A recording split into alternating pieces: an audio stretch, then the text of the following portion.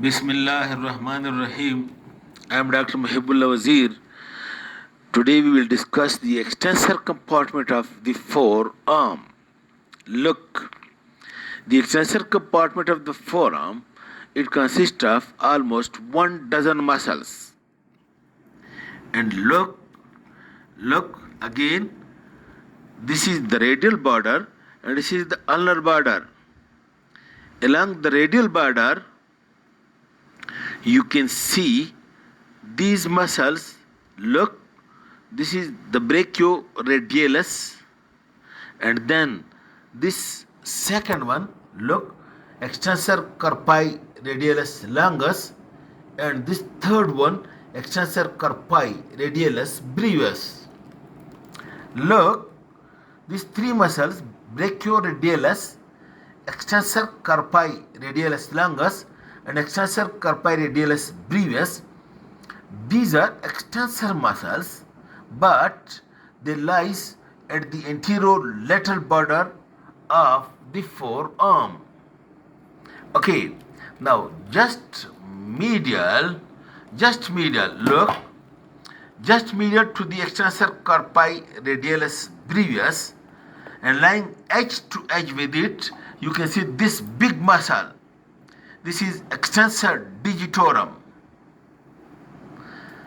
And then medial to the extensor digitorum, you can see this small muscle which seems to be the port of extensor digitorum. Make it close. This is extensor digiti minimi. And then most medially over here, this muscle which is extensor carpi ulnaris, which lies edge to edge with the flexor carpi ulnaris. And proximally, you can see what's this short muscle, small muscle, that is the anconeus muscle. In this way, please look. Three muscles of the extensor compartment along the radial border, brachioradialis, extensor carpi radialis longus and brevis, and three muscles on the posterior surface, that is extensor digitorum, extensor digiti minimi, and extensor carpi ulnaris, and one small muscle which is the anconeus. Then look, you remove this superficial group deeply, you will see again over here, look, these three deep muscles, which all three muscles are pollices in their attachment. That is, all this passes to the thumb. Look, this one is the abductor pollicis, and this is the extensor pollicis brevis, and this is the extensor pollicis longus. These three muscles, all are the muscles of the thumb lying deep to these superficial group of extensor muscles. That is, abductor pollicis longus, extensor pollicis brevis, and extensor pollicis longus muscle. Then, medial to that, one muscle to the index finger, this one, that is extensor indicis. Extensor indicis, extensor pollicis longus, and then extensor pollicis brevis and abductor pollicis longus, while superiorly over here, again you will note one muscle that wrap around the radius, you can see, and this is the supinator. This is the deep muscle. So superficially it was the small muscle anconeus, and deep it is the supinator. Then you look over here, please. You can see one nerve and one artery. This nerve is the posterior interosseous nerve, or the continuation of the radial nerve, which supplies all the muscles on the posterior compartment of the forearm, while this is the posterior interosseous artery, which is a branch of common interosseous artery, and common interosseous artery is a branch of ulnar artery.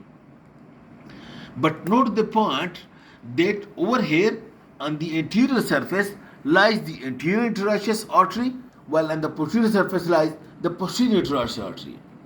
The family members of the posterior interosseous artery are much more as compared to that is the muscles on the anterior side. That's why The posterior compartment is supplied by the posterior interosseous artery as well as branches from the anterior interosseous artery which also come posteriorly to supply the posterior compartment. But before the flexor retinaculum, the anterior interosseous artery by itself passes posteriorly to help the posterior interosseous artery. Okay. Now before closing the topic, we just describe, look, this you can see, this is the radial nerve which lies between, look over here, which lies between the brachioradialis and brachialis. Over here the radial nerve gives branch to the lateral part of brachialis. Note, then the radial nerve reaching into the cubital fossa being overlapped over here by the brachioradialis. Over here the radial nerve, it gives branches to the brachioradialis and extensor carpi radialis longus, and then immediately divides into two branches, the superficial branch and the deep branch or posterior interosseous branch. The superficial branch passes distally to supply the skin of the dorsum of the hand, while the deep branch, it passes posteriorly, but before it passes posteriorly, it gives one branch to the extensor carpi radialis longus brevis. In this way, the brevis is supplied by a branch from the posterior interosseous nerve, while the longus and the brachioradialis are supplied directly by branches from the radial nerve. Okay, and then note the point that the radial nerve passes between the two layers or between the two heads of supinator to come into the posterior compartment. In this way, at this point, please note that the median nerve, while passes into the forearm, it passes between the two heads of prototires.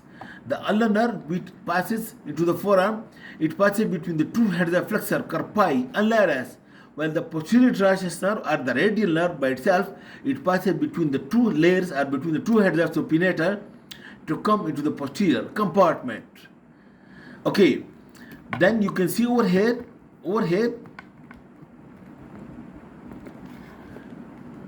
look,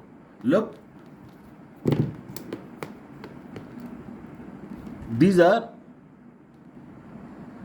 the extensor muscles that lie at the radial border, while these are the posterior muscles. These muscles lie edge to edge with one another. Lower down, the deeper muscles come out and separate these two groups from one another. That is, abductor pars longus and extensor pars brevis. It separates the two groups from one another. And these muscles, it covers over the tendon of the brachioradialis and extensor carpi radialis longus and brevis. Okay, this is in short to understand the concept of the extensor compartment, and if you understand this, then it will be very easy. We will discuss the origin, insertion and action of the muscle in the next lecture. Thank you very much.